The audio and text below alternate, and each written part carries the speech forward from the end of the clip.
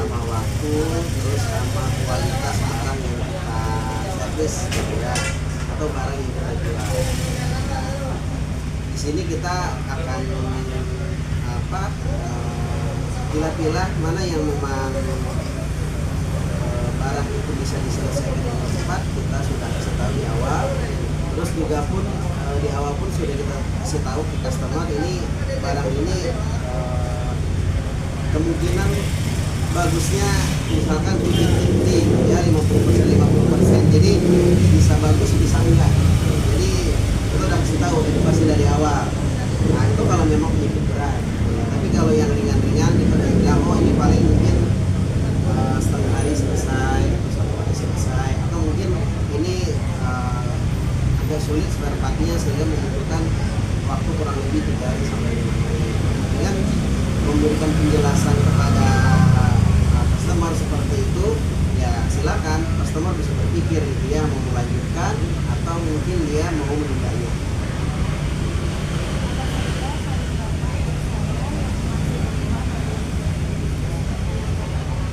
Oke, kalau untuk menjalankan bisnis, saran saya mungkin kita yang penting jalan aja dulu, ya. Jangan melihat yang besar-besar gitu ya. Yang bisa dikerjakan sekarang apa? Ya, misalkan kita ahli dalam printer atau dalam laptop gitu ya. Karena kan skill beda-beda ya. Jalankan aja dulu. Dan kita di sini saya sarankan banyak cari relasi, terutama relasi teknisi.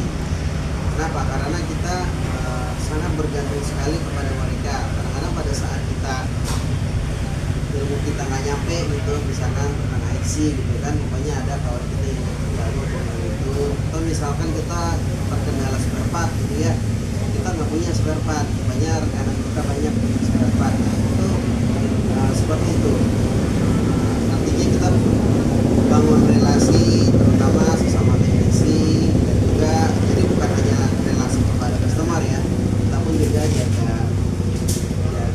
relasi dengan kawan-kawan kita, sehingga bila kita ada kesulitan kita bisa diskusi bersama.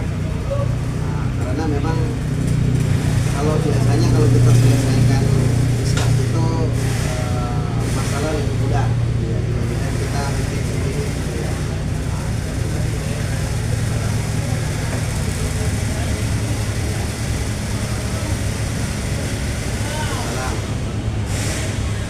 Assalamualaikum warahmatullahi wabarakatuh. Perkenalkan, nama saya Anissa Alia Lubis. Saya dari kelas 10 TKJ 3. Di sini saya akan mewawancarai kakak ini yang bernama. Nama saya Ica dari Sudah berapa lama bisnis kakak berjalan?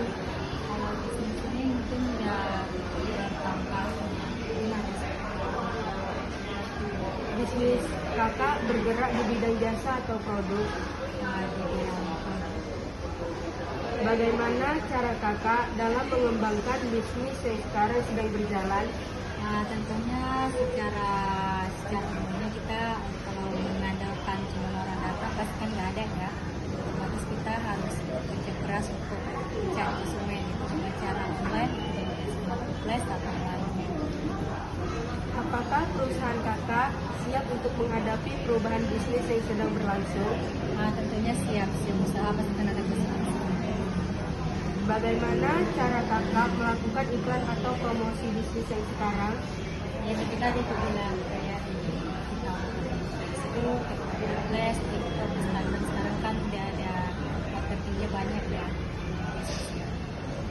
Apakah apa yang kakak lakukan terhadap keluhan layanan yang disampaikan konsumen?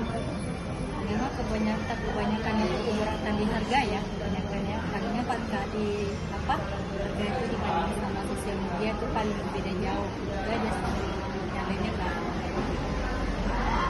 Apakah ada cara kemudahan konsumen dalam mengakses jasa atau produk bisnis yang kakak jalankan? Itu palingnya melalui komunikasi sih biasanya. Bagaimana menurut kakak dengan pelayanan penerima terhadap pelanggan?